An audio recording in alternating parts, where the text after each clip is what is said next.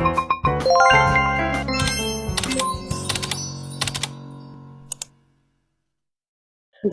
morning guys. Ayan pupunta naman kami sa tindahan. Magbabantay naman kami. Madadalhin namin sa tindahan. Pero magkakape muna ako.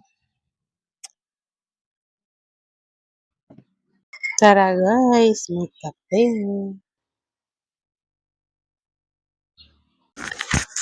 Outfit check.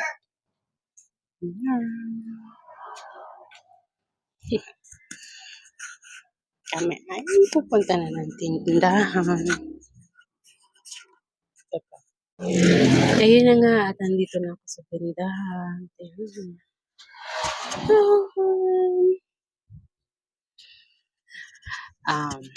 Ayan, namumula yung ilong ko.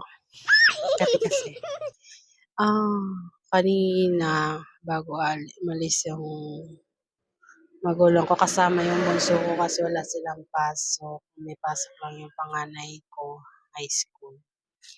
So, nahulog ng anak ko yung cellphone ko habang nagtitiktok siya.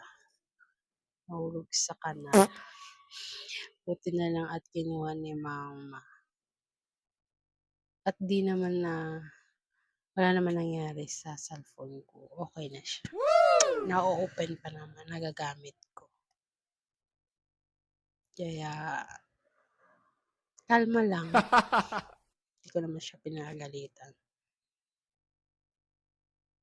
Kahit masira yung cellphone. Okay. Kalma. Yan, ang problema ay yung speaker ng phone ko. Ang pangit na ng sound. Sana ay pwede ko pa siyang mapaayos kasi may insurance yung phone ko. Later papaayos. Bye.